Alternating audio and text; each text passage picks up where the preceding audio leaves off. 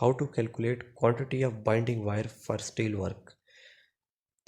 Steel works के लिए हम बाइंडिंग वायर जो यूज़ करते हैं, जैसे कि आपको पिक्चर में भी नज़र आ रही होगी, ये जो बाइंडिंग वायर है जो मतलब स्टील से बनाई गई होती है। इससे हम स्टील बार को अ, इससे हम जो है मतलब स्टील बार्स को किस तरह जो है मतलब वो बाइंड करके रखते हैं, किस तरह बांध के रखते हैं। तो इसकी जो क्वांटिटी हम निकालते हैं वो किस रूल के तहत निकालते हैं, किस फार्मूले के तहत निकालते हैं, किस तरह हम इसकी क्वांटिटी कैलकुलेट कर सकते हैं।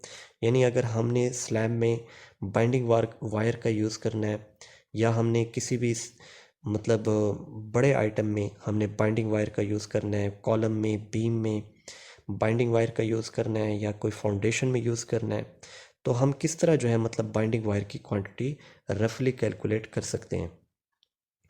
अब ये रफली मैंने इसलिए कहा है चूँकि इसमें हम थंब रूल यूज़ करते हैं।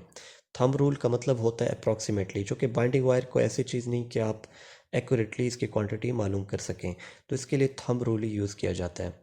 तो thumb rule for calculating the binding wire for steel works. सबसे पहले जो थंब रूल है इसका वो समझ लेते हैं। Binding wire required for 100 kg steel. ये जो ब्लू कलर में मैंने हाईलाइट किया हुआ है ये स्टैंडर्ड थंब रूल है इसका, कि 100 kg स्टील बार्स को बांधने के लिए 0.9 to 1.3 kilogram binding wire use की जाएगी। ये एक स्टैंडर्ड रूल है, ये एक थंब रूल है, ये एक अप्रॉक्सीमेट रूल है कि इसके तहत जो है आपको 100 kg की स्टील को बाइंड करने के लिए 0.9 kg से लेकर 1.3 kg तक बाइंडिंग वायर दरकार होगी। अब अगर आपको 1000 kg यानी कि 1 टन स्टील बार्स को बाइंड करना है, तो तब कितनी क्वांटिटी ज़रूरत होगी।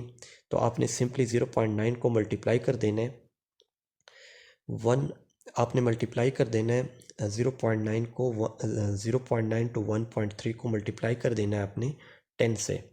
तो जब आप 10 से मल्टीप्लाई कर देंगे, और 10 से हम इसलिए मल्टीप्लाई करते हैं चूँकि 100 kg के लिए 0.9 यूज़ की जाती है, तो 1000 kg में 100 10 टाइम्स होते हैं, यानी 1 टन में 1000 kg होते हैं।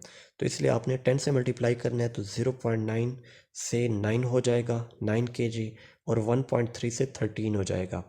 तो ये बहुत ही आसान है, मतलब आप सिर्फ ये पहला रूल जो है ये जहन में रखें कि जब भी आपने बाइंडिंग वायर कैलकुलेट करना है तो आपने 100 kg वाला स्टैंडर्ड जहन में रखना है। 100 kg के लिए मिनिमम 0.9 से 1.3 के बीच में आपने रखना है। उसके बाद आप 1000 kg के लिए भी मतलब निकाल सकते हैं इसकी क्वांटिटी। आप किसी भी किलोग्राम के लिए, किसी भी जो है मतलब स्टील के मोर देन 100 kg स्टील के लिए आप जो है क्वांटिटी इसकी इजीली निकाल सकते हैं। और अगर आप इससे लेस निकालना चाहते हैं तो आपको 0.9 से भी नीचे आना पड़ेगा, 0.5 0.4 0.6 0.7। तो इस तरीके से हम थंब रूल की मदद से हम बाइंडिंग वायर की क्वांटिटी निकालते हैं। अब मैंने नीचे एक नोट भी यहाँ पे दिया हुआ है कि these are the thumb rules and we don't have any formula for calculating the binding wire. हमारे पास कोई भी जो है फार्मूला, ऐसे फिक्स्ड फार्मूला नहीं है कि जिसकी मदद से हम एक्यूरेटली बाइंडिंग वायर की क्वांटिटी कैलकुलेट कर सकें, या इसका वेट कैलकुलेट कर सकें जो कि स्टील वर्क के लिए रिक्वायर्ड होता है। तो ये 12 नोट है, ये थंब रूल के तहत ही कैलकुलेट की जाती है। तो उम्मीद करता हूँ ये कॉन्सेप्ट आपको कम्प्लीटली क्लियर हो गया होगा, बाइंडिंग वायर की क्वांटिटी किस तरह कैलकुलेट करते हैं।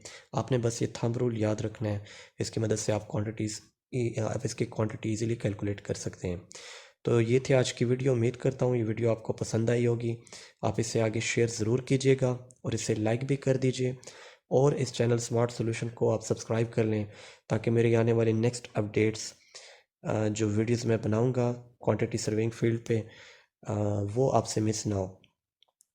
तो मिलते हैं नेक्स्ट वीडियो में। Thanks for watching.